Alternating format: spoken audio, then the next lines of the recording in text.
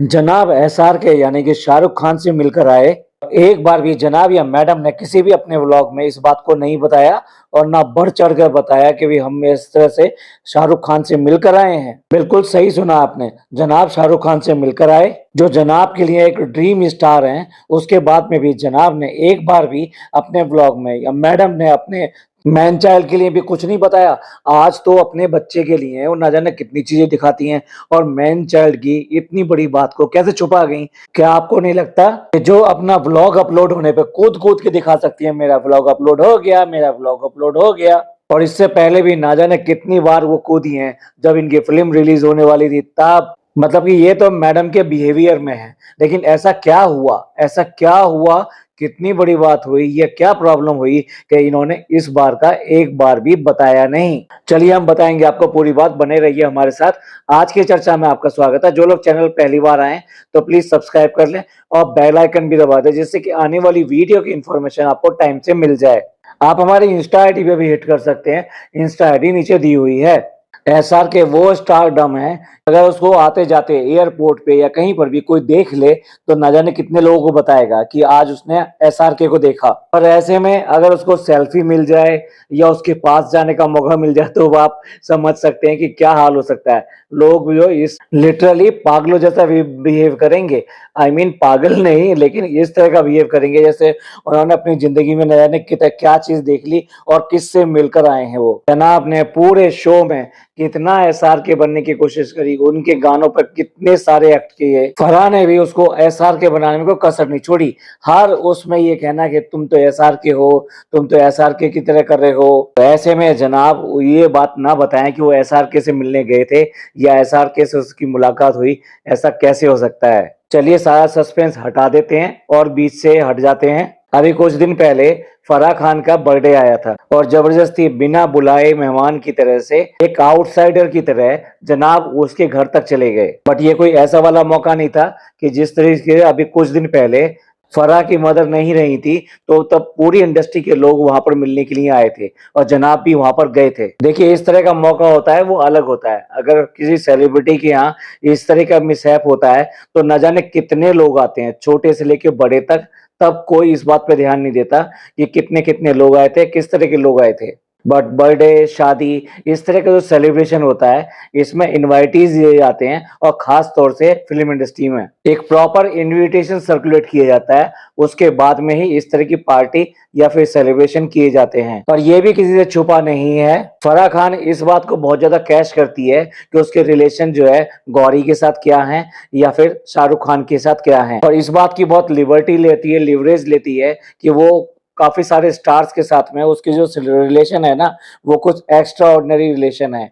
और वो हमेशा ये दिखाने की कोशिश करती है कि एसआरके उनको भाई मानता है। अब भाई एसआरके तो एसआरके है। जनाब ने सोचा होगा कि इस मौके पे जाएंगे, थोड़ी सी चापलूसी करेंगे और कहीं ना कहीं इसका जरूर उनको कोई ना कोई फायदा होगा। और बिन बुलाए मेहमान की तरह बेगानी शादी में अब्दुल्ला की तरह वहां पहुंच गए और वहां पर जाके उनके फ्लैट के नीचे जाके फोन किया फराह खान को कि मैं आपको बर्थडे विश करने आना चाहता हूं। अब देखिए यहाँ से असली कहानी शुरू होती है। फराह खान ने उसको क्लियर कट मना करने के लिए ये कहा कि मेरे यहाँ एक डिनर पार्टी है। दिस डजंट शो कि उसने उसको इनवाइट किया।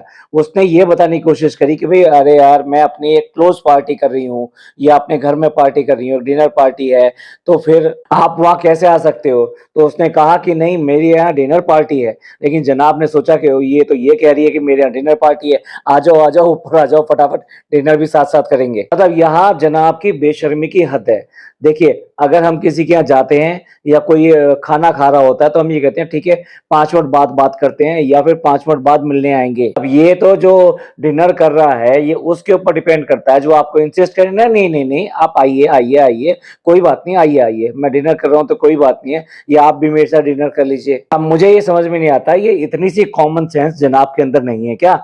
अगर उसने ये कहा था कि मेरे यहाँ डिनर पार्टी है तो इसका मतलब ये नहीं था कि आओ मेरे यहाँ डिनर पार्टी है, आओ आप भी आ जाओ। अगर ऐसा होता तो पहले से इनविटेशन गया होता। फिल्म इंडस्ट्री जो है बहुत फॉर्मल है, यहाँ बहुत सारी चीजें बहुत फॉर्मल तरीके से की जाती है। ऐसा नहीं कि कैजुअली कुछ भी कर लिया। तो एक तरह से देखा जाए तो फराह खान ने उसको मना किया था कि नहीं तुम मुझसे को आज नहीं मिल सकते, अगर तुम बर्थडे विश देने आए हो तो मेरे यहाँ एक क्लोज पार्टी है, ठीक है बर्थडे अलग बात है, बट नहीं, जनाब तो जनाब हैं और उनको लगता था कि इससे भी ज्यादा कुछ बेइज्जती करवानी है, इसलिए वो सीधे सीधे उनके फ्लैट में चले गए। और आप सबको पता ही है, जो फराह खान है वो फराह खान है, वो अच्छे अच्छों को अपने चिकनी चुपड़ी बातों में लपेट कर ऐसा घुमा घुमा के उसकी बेइज्जती करते हैं, ऐसा घुमा घुमा के मारे कि आदमी को लगे कि यार ये तो वाकई में बहुत शर्मिंदा कर रही है। और इसी बात के लिए तो फराह खान मशहूर है। अब क्या हुआ होगा, जनाब वहां पे गए होंगे, लेकिन वहां पर शाहरुख खान और जो बाकी इसी स्तर के जो लोग आए हुए होंगे, उन्होंने इसको बिल्कुल भाव नहीं दिया होगा।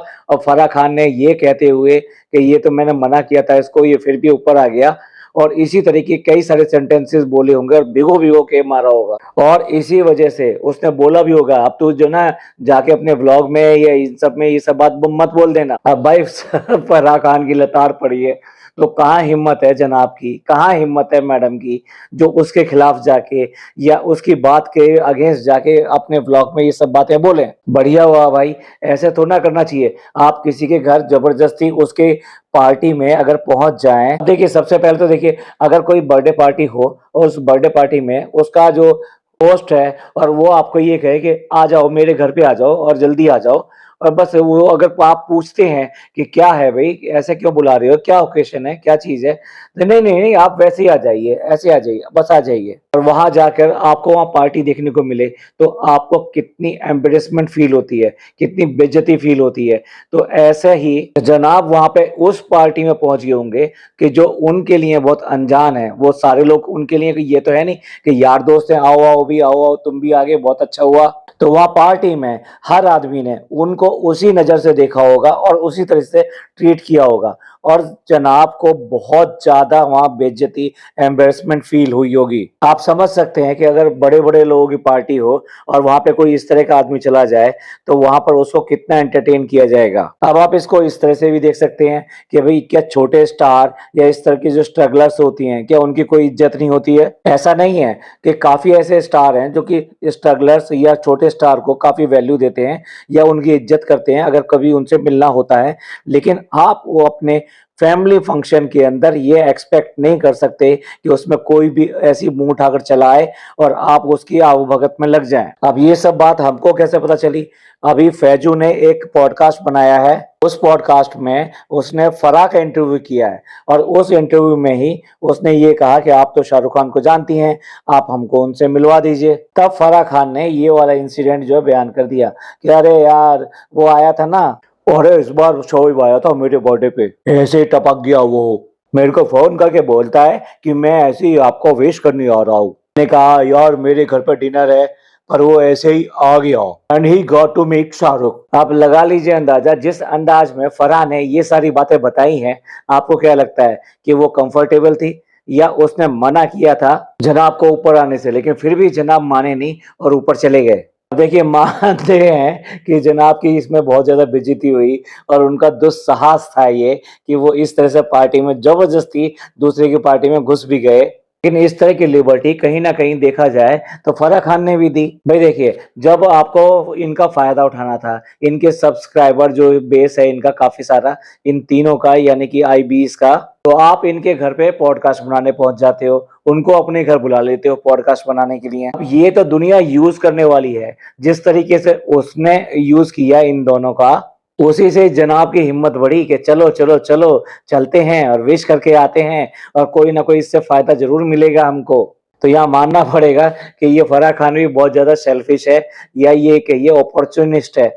जब जिसका सितारा ऊपर होता है, जिसको इसको यूज करना होता है, उसको ये अपने पॉडकास्ट में बुलाती है या उसके साथ में मीटिंग रखती है, और ऐसे करके इसने अपना चैनल इतनी तेजी से ग्रो कर लिया। लेकिन भाई जिसके साथ में भी पॉडकास्ट बनाती है या जिसके जो यूज करती है, तो इतनी लिबर्टी तो नहीं लेनी चाहिए कि आप किसी पर्सनल पार्टी में बिना इनविटेशन के, बिना इनवाइट किए हुए, मना करने पर, ऐसे ही नहीं मना भी किया गया, और वो मना करना उसको समझ में नहीं आया।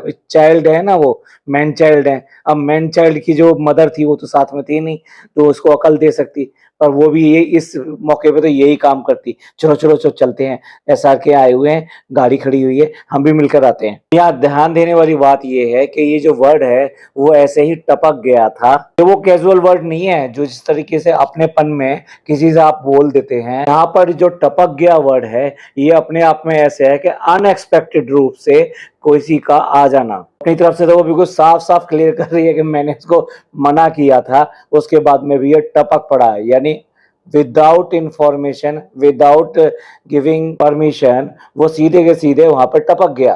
भाई कुछ भी गई है, जनाब का मोटिव था उसको जाके मस्का लगाना, यानी कि उसको थोड़ा सा चमचागिरी करना, पर मस्का किस टाइप का है, कब लगाना है, किस जगह लगाना है, ये जो असली मस्केबाज होते हैं ये वो ही जानते हैं।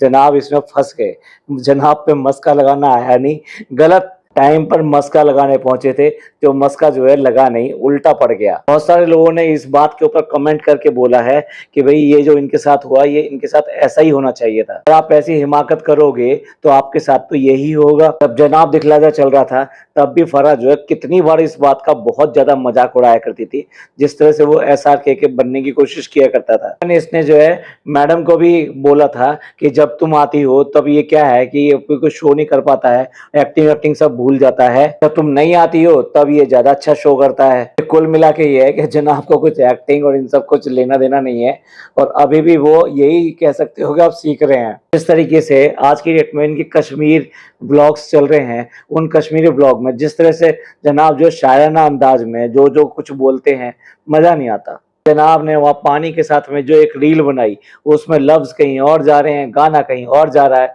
उस सबसे तो यही लगता है कि तो भैया एक्टिंग नहीं करो तो अच्छा है, तुम तो ऐसी ठीक हो। यही वजह है कि जनाब की ना फिल्म चल पाई, तो गाने शूट करते हैं वो ज्यादा हिट नहीं होते, सीरियल्स में चांस मिल नहीं रहा है, जो एक शॉर्ट फिल्म बनाई थी वो भी आज तक जो है पर्दे पे नहीं आ सकी। ले देके जनाब के पास में सिर्फ व्लॉगिंग है, वो भी ढंग से कर लें तो बेटर है। कहने को इन लोगों के 3.5 मिलियन जो है सब्सक्राइबर हैं, लेकिन 3.5 मिलियन इनके आज तक भी कभी व्यूज आते नहीं है। अरे जब इनके अपने सब्सक्राइबर, अपने लोग जो इनको सारा का सारा पूरा नहीं देखते, तो इनकी आने वाली जो भी प्रोडक्शन होती है उसके ऊपर लोग कौन दे जाएगा देखने के लिए। जो लास्ट सीरियल जनाब कर रहे थे वो पूरी तरीके से 1 साल में ही फिर दोबारा से बंद हो गया, और तब से जनाब जो है पूरी तरीके से खाली बैठे हैं। और अब तो मैडम का भी यही हाल है, ले दे के एक शो पकड़ा था उस पर भी लात मार दी। मुझे नहीं लगता है कि अगर इसी तरीके का रहा तो कोई इस तरह का शो भी मिलेगा। इसी चक्कर में मैडम गई थी भारती के यहाँ, कितने दिन से ये इस बात की कोशिश में है कि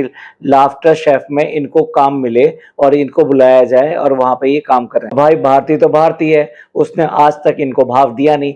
असल में क्या है कि अगर आप इसी तरीके से सिर्फ मतलब के लिए कुछ ही लोगों के पास जाएंगे तो आपको जो है कोई एंटरटेन नहीं करेगा। अगर आपको सीरियस होना है तो डेफिनेटली इंडस्ट्री के अंदर अपने रिलेशंस को बिल्डअप करना पड़ेगा, लोगों से मिलना पड़ेगा, लोगों को अपने यहाँ बुलाना पड़ेगा, उनके यहाँ जाना पड़ेगा, टाइम स्पेंड करोगे तब जाके आपकी वो फ्रेंडशिप, वो बॉन्डिंग, वो रिलेशंस बनेंगे जिससे कि आपको आगे से काम मिले। या फिर आपका खुद का काम इतना अच्छा हो कि आपको जो है घर बैठे हुए काम आ जाए। इन दोनों में से कोई भी बात जनाब के अंदर नहीं है। ये तो ऐसा दूर भागते हैं कि फिल्म इंडस्ट्री की अगर पार्टियों में चले जाएंगे तो पता नहीं क्या हो जाएगा, क्या इन्हें पीने को मिल जाएगा और क्या इन्हें खाने को मिल जाएगा, जिससे कि ये करप्ट हो जाएंगे और इनकी ब्लॉगिंग बंद हो जाएगी। जो ब्लॉगर्स के जो अपने जो सब्सक्राइबर होते हैं, जो उनका सब्सक्राइबर बेस होता है, उसको वो इतना संभाल के रखना चाहते हैं।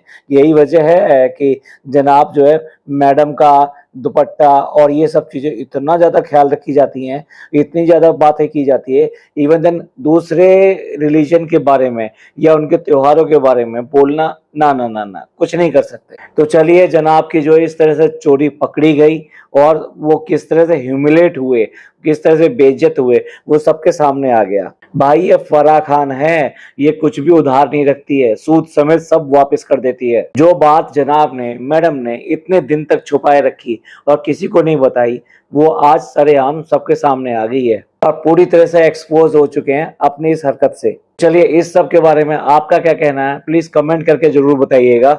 आपका ये पॉडकास्ट अच्छा लगा हो तो प्लीज लाइक कीजिए, सब्सक्राइब कीजिए, शेयर कीजिए। थैंक यू, धन्यवाद, शुक्रिया।